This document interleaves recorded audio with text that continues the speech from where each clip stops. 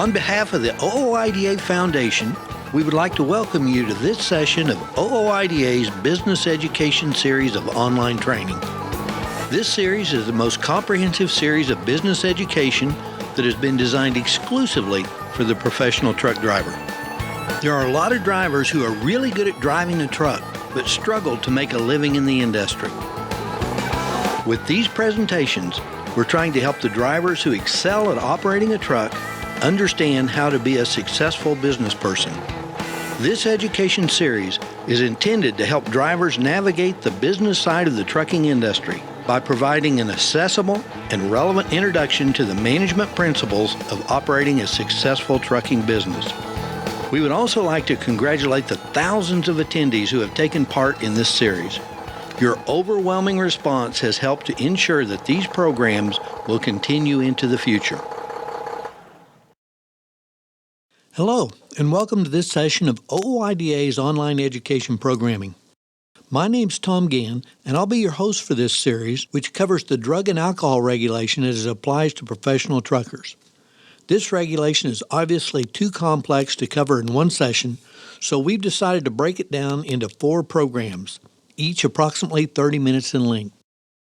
In part 1 of this series, we cover who's responsible for what in the drug testing process. In part 2, we talk about the different types of tests and the chain of custody. In part 3, we identify the drugs that drivers are tested for, and we also discuss the ins and outs of alcohol testing.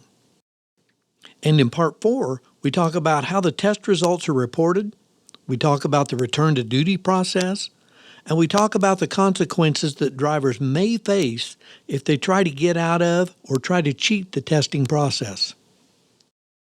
For this program, Part 2, I've asked Joe Boswell and Floyd Ramey to join me. Both Joe and Floyd are customer service reps with OOIDA's drug consortium, CMCI. That's right, these are 2 of the reps that deal with drug and alcohol compliance issues every day. They're truly experts in this area. I've asked them both to stop by to help us understand the ins and outs of the 6 different types of drug testing that drivers may experience. And yes, I did say 6 different types of drug tests. And no, I'm not talking about the types of drugs that drivers are tested for. There truly are 6 different types of tests that drivers may be required to take. And each type of test checks for compliance with all of the banned drugs. Because there are so many different types of tests, we get a lot of questions from the driving community. These are the guys that help the drivers understand what's going to happen when they get to the testing facility. We've got a lot of material to cover, and we've only got 30 minutes to cover it. So let's get started. Okay, guys, before we get into talking about the different types of tests, the 6 different tests we're going to cover today, let's talk a little bit about what happens once you report to the facility. You've been pulled, you're told where to go and when you need to be there, and you show up just like you're supposed to. Joe, what's going to happen when you walk in the door? Well, the first thing is positive ID. So you got to have a picture ID. They'll record that on the chain of custody. And then when they call you back to do the test, they're going to ask you to empty your pockets. If you got any outer clothing on, you got a coat on or anything, they're going to ask you to take that off. Because they got to make sure that, somebody's not trying to pull a trick, have something hidden that could mess up the test. You do not have to give up your wallet. You can keep your wallet, but you have to empty your pockets, and you can ask for a receipt for your items if you want. You'll be handed a cup to put your urine in. Step into a bathroom. You're not supposed to flush the toilet or anything, but you simply provide the urine specimen, and you take it back out, give it back to the technician. And it's very important that you don't allow your urine to leave your site until you get the bottles sealed.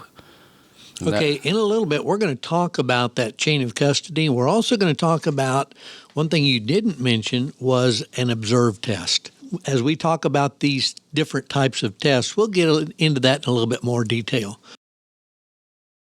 Floyd, we've had guys call in and tell us that they got to the site, they got all signed and checked in, and they were like, every time I go to the doctor, they tell me to go wait in in the waiting room, and you're sitting out there waiting, and they decide to go out to their truck for some reason.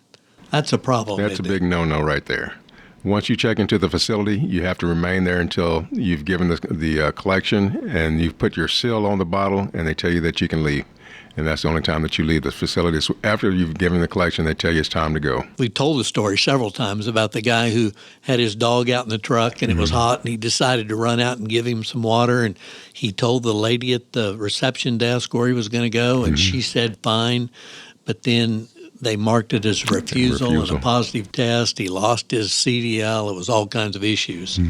So you need to remember, once you check in, you must stay. You've got to stay there, and only a doctor could ever give you an excuse to leave. Right. Joe, one thing you didn't mention, when I'm signing in and filling out all my paperwork, do I need to tell them about the medications that I'm taking or have taken? And do I need to bring the bottles in or prescription to prove what I'm taking? No. You don't want to put your information down. That's going to be transmitted. That's your private information. You do not need to do that. If something shows up in the test that makes it a positive, like you're taking Tylenol 3, and so codeine shows up, as long as it's under a prescription, it's okay. You will get a call from the MRO, and that's when you let them know, hey, I do have a prescription for Tylenol 3. You read them off the prescription number, they check it out, and now that MRO will deem the result to be negative. So you don't tell them ahead of time. You wait till you test positive for it, and then you show the prescription. Yeah, and it worries people because they know it's going to come up positive, but it's okay. If you're under a prescription, no worries. I guess the test that most people are really familiar with is that pre-employment test. Floyd, tell us a little bit about that pre-employment test. What are they really looking for, and how long is that test on file? Okay, what they're looking for is any illegal use of drugs in your system. And that's going to be, the test is going to be good for 30 days. And within that 30-day period, you would have to join a consortium to be legal to drive after that pre-employment drug test. On the pre-employment, do they also do an alcohol test? No, because you're not in a duty status, so that's not warranted for pre-employment testing. So if I'm going to try to lease onto a motor carrier and I go down and have a pre-employment drug test taken, it's good for 30 days, so as long as I sign a contract with somebody within 30 days. Within that 30 days. But if it goes more than 30 days, I'm going to have to redo it. You're out of that window, so yes, you would have to redo a pre-employment drug test. Unless there is an exception that states that a driver coming into a new random testing program does not need a pre-employment drug test if he or she has been in somebody else's random testing program for either the previous 12 months and there hasn't been more than a 30-day lapse in between random testing programs, or if they're on with them for less than the previous 12 months, as long as there was a drug test done on that driver in the last 6 months, and there's not more than a 30-day lapse in between random testing programs. Okay, that's kind of confusing. So if I'm a driver, I'm leased to a motor carrier, I've been with him for 12 months, and I decide to go to another motor carrier, I don't have to have a pre-employment test. That's correct. But if I've been with that the first motor carrier for less than 12 months, then I have to have submitted to a random test somewhere. No, it'd be any kind of drug test. It could have been a pre-employment or it could have been a random. Okay. So less than 6 months, and I did a pre-employment test before I came on with that person. Right. Then I wouldn't need to take another one. Right. When you get your own authority, when you get that first new entrant audit, that auditor is going to want to either see a new pre-employment drug test result that shows that driver's drug-free or proof that he was in that previous motor carrier's random program, and you would have to obtain that from the previous motor carrier. Joe, you mentioned the random test. Let's talk a minute about those random tests. You know, once a guy becomes a driver, the random tests are what he's going to see most of the time. Right. How many random tests are there? If I get pulled for a random test, how long till I have to take another one? Well, more than once in a given year, because it is random. Every time that a consortium does a random selection, every driver that is in that pool has to be able to be selected again, even if they just got selected in the previous. So that's why we have some guys call in and say, why is it I got picked again and my buddy hadn't been picked in 2 years? Right. And I tell folks that call in that if they feel like they're being picked on, odds are that hopefully they'll be left alone for a while. But I also got guys that call in because like, hey, am I still in the system? Because you guys haven't called me. And it's simply random. There's no rhyme, no reason. It's random. It's just a hit and miss thing. Floyd, on these random tests, is that drug test only like a pre-employment test, or is this drug and alcohol? Well, it depends. You can be called for drug only, or you can be called for the combination of drug and alcohol testing. What about alcohol only? Can they call you for that? Yes, they can. They can. And you would have to be in a duty status to take that alcohol test and not on vacation. One point in their life, they get a vacation. So, they might get called for an alcohol testing, but the DER would have to wait until that driver's back on a duty status to have that submitted for the alcohol test. So for a drug test, a random drug test, you could get called at any time, even if you're off duty. On vacation, off duty. But an alcohol test, you have to be on duty. Have to be in a duty status, So yes. a drug and alcohol test, you would have to be in duty status. Correct. Right. You got to do it within 2 hours of going on duty, while you're on duty, or within 2 hours of coming off duty. One thing I like to mention to folks that you make sure that the driver really is in a duty status, not like in the middle of a 34-hour restart. Because if you went through an audit and an auditor sees an alcohol test, he's likely to ask for that driver's logbook for that day to see if he was really on duty. Good point. If I get pulled for a random test, how do they notify me? How do I know I need to go in? Well, if you're a company driver or you're owner-operator leased to a motor carrier, that you'll be notified by your DER, the designated employee representative. They will call you and let you know that you've been selected, tell you where you have to go, what facility to go to, and when you have to be there. And if you're an owner-operator, you're going to be notified by the consortium. They're going to call you and tell you that you've been selected. Find out where you're at and send you to the closest facility there in that zip code. Now, you mentioned tell you when you have to be there. How long do you have to report? Well, in the regulations, it states that once a driver has been notified that he's up for a random drug or alcohol test, you are to proceed immediately to get that test done.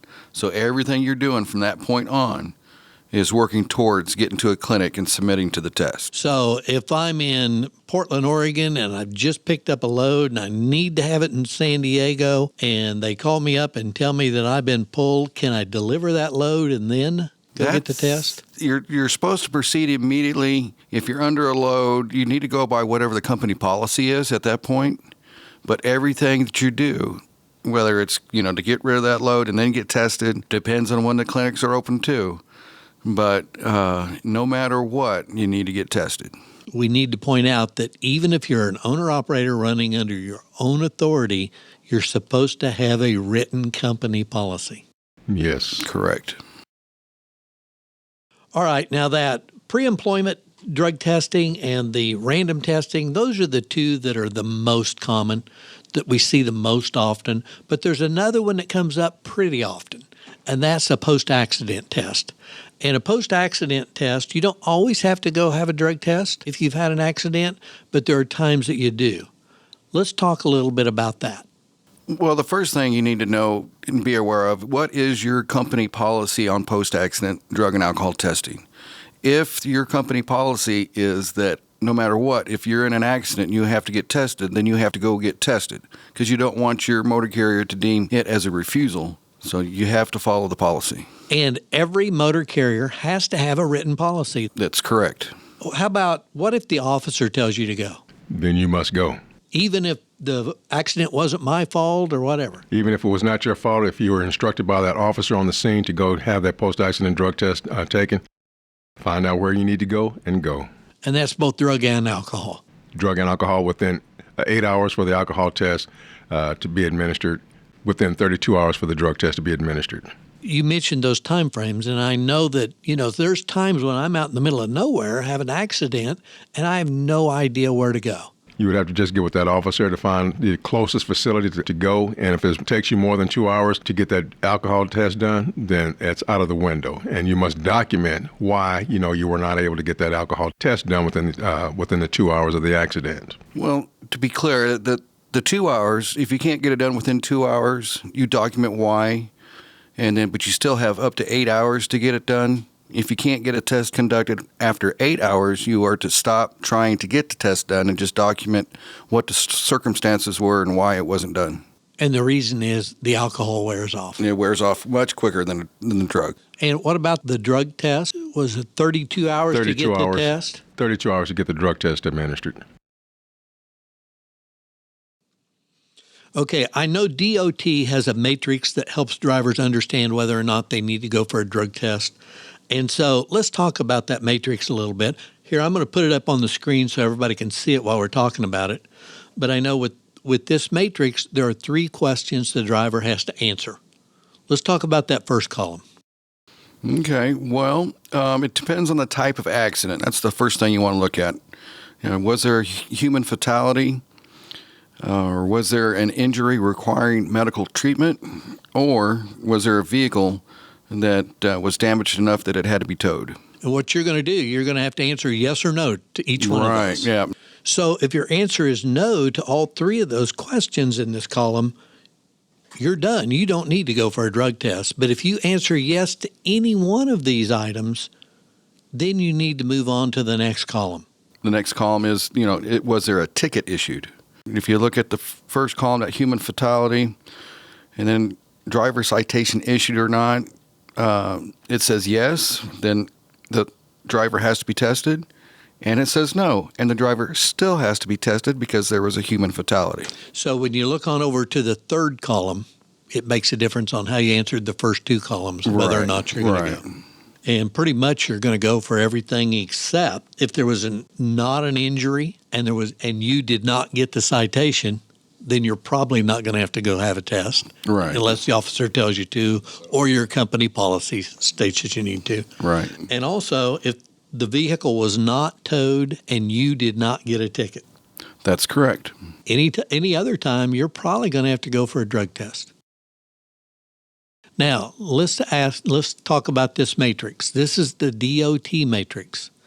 If your company policy does not say you have to go after every accident, and the officer did not tell you to go, but you look at this matrix and it tells you need to go, do you need to go? Oh yeah.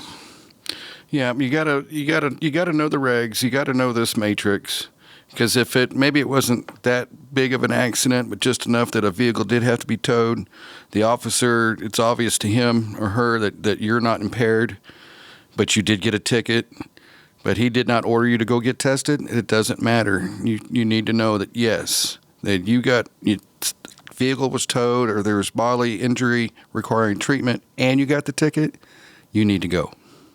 What it boils down to is the officer may not know the regs as well as you are supposed to know the regs. That is correct. Another test that drivers get called in for on occasion, and truthfully it's not very often, is a reasonable suspicion test. I guess a lot of people don't really understand what that is, and it's kind of complicated.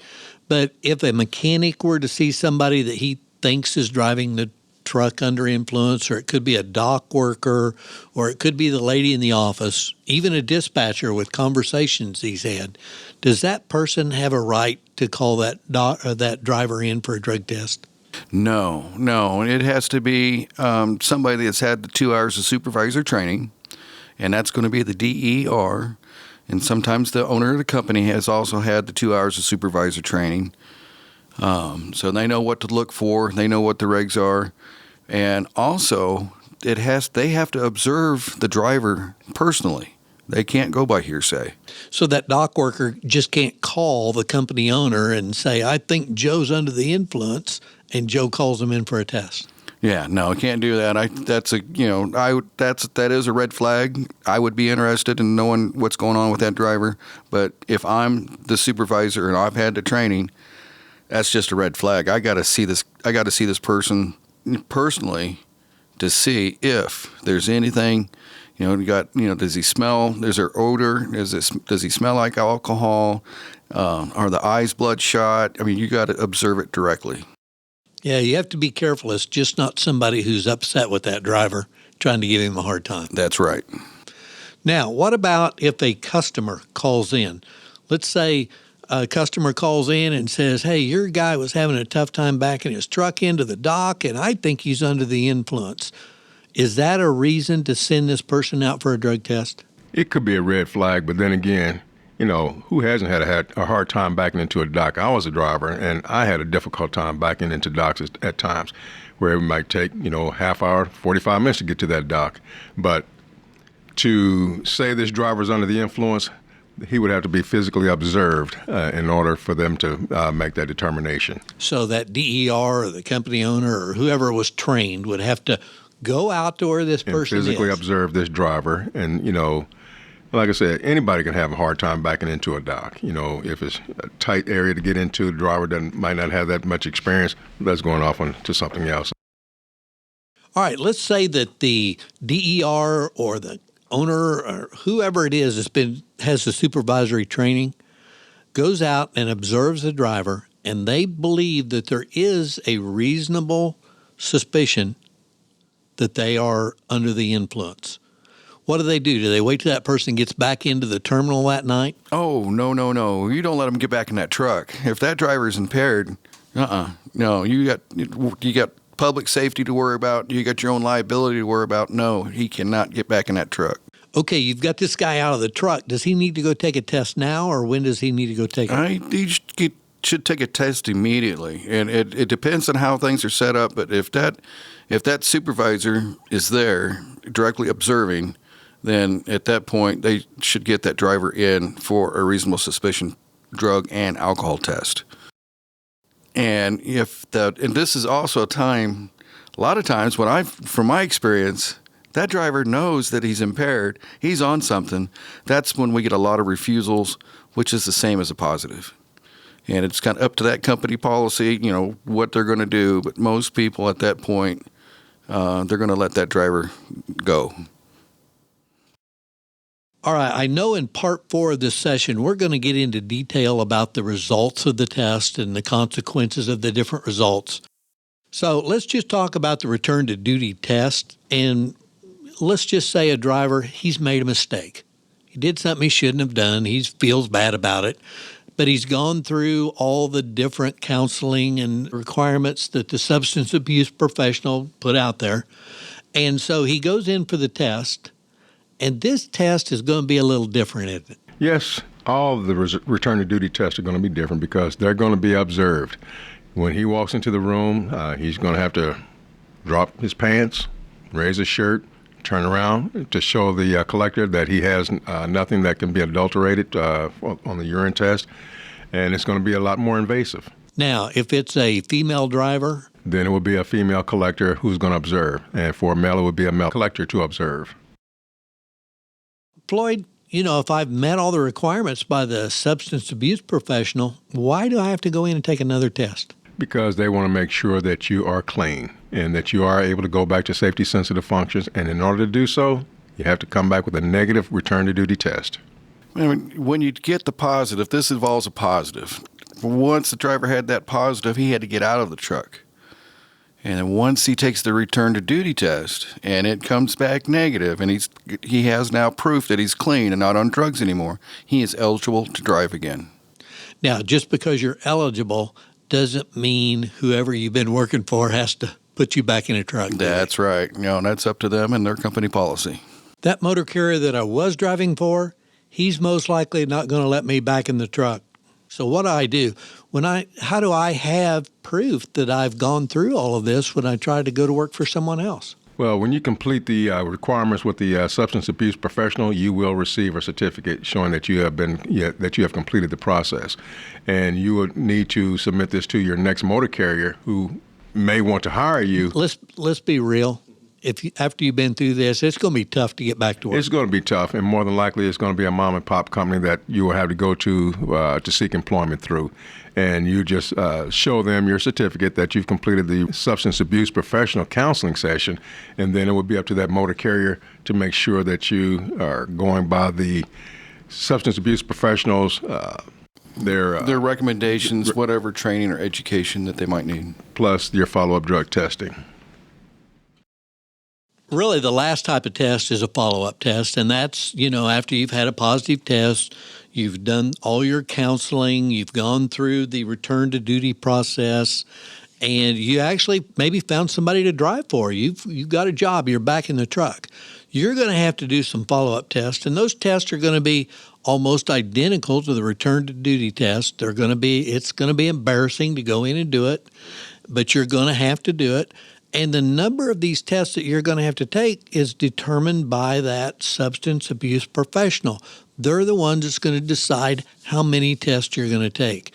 It can get pretty expensive. Exactly. And they're going to make the determination whether you have to go through a minimum of 1 year follow-up drug testing to a maximum of 5 years of follow-up drug testing. And in fact, that the minimum requirement that the SAP has to prescribe in order for the follow-up test is within the next 12 months after that return to duty test, there must be a minimum of 6 follow-ups. So you're going to pay for 6 tests in the first year, and that may not be the end of it. That's right. Could be. All right, we've talked about all 6 different types of tests there are. The one thing we haven't talked about is how the results are reported. Let's talk about that for just a second, and let's see if I've got this right. What happens is the lab, they actually run all the tests on the urine, and they give those test results to the MRO, the medical review officer. And that medical review officer, he's the one that actually determines whether that test result is positive or negative. Correct. Now, if it's a positive test, the first thing he's going to do is notify that driver. Because it could be the driver has a prescription or some documented reason why it's okay for him to be taking that particular drug. Right. Mm-hmm. So if he does, then the medical review officer could return a negative result instead of a positive. But regardless, whether it's a positive or negative, the medical review officer then gives those results to the consortium. Correct. Right. Now, depending on what type consortium you have, and we talked about this in part 1 of this session, some consortiums will file and keep those records for you, others won't. It just depends on the type consortium you have, and that's your responsibility to talk with your consortium. Now, that consortium, if they keep those results, great. But you also have the right to ask for a copy of those results to keep in your own files. Absolutely. Now, if you've got a consortium that does not keep those, then you better request a copy of them. Oh, yeah. And the problem is, if anything ever happens to your results, you don't have anyone to fall back on. Correct. The main thing is you need to be able to produce those records in case you're ever audited. All right, guys, before we get off the air, there's one more thing that we do need to talk about, and that's the chain of custody. And most guys aren't familiar with what their responsibility in the chain of custody is. And, when you go in and you've given your sample, that's when the driver needs to know what to do. Correct. And that driver should make sure that chain of custody form is filled out correctly. Name, address, social security number, all his information is correct.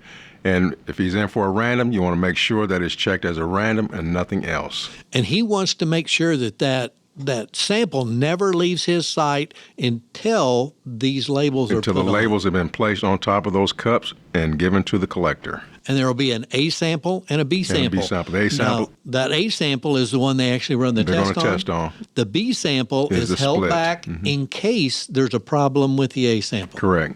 And that split sample will be checked at a different lab, won't be sent to the same laboratory as the first one, as A went to. It'll be sent to a different laboratory for the testing. And they'll only use B if it's necessary. Only if there's a problem, the driver will have to request a split sample testing. If it came back positive, we get people saying all the time, there's no way that it's positive, and so they'll have the split tested. And then once that result comes back, that's final. I also want to say that on the form, sometimes we run into people, and we were just talking about return to duty tests and follow-up tests. Those tests have to be observed, and a driver needs to make sure that that test is marked, that the observe box is checked off, and that the observer signs the form, because it needs to be on there who the observer was. A lot of times guys don't do that. They don't double-check that it was marked, it was observed and signed by that observer. That test is not valid. And there's one other thing. Let's talk just a minute about how long do they keep that B sample? They got to keep it for a year, and It has to be frozen. it's got to be frozen. It's kept for a year. The MRO could, there could be some litigation going on, so it could be ordered that they keep it longer. But collection facility, after a year, if nobody's made any request, then they can get rid of that sample.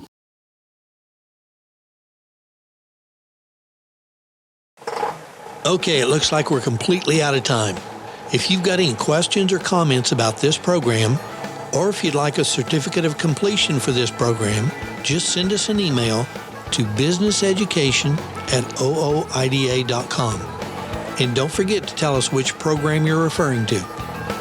Also, please remember to give OOIDA's Drug Consortium, CMCI, the opportunity to earn your business the next time you're looking for a drug consortium.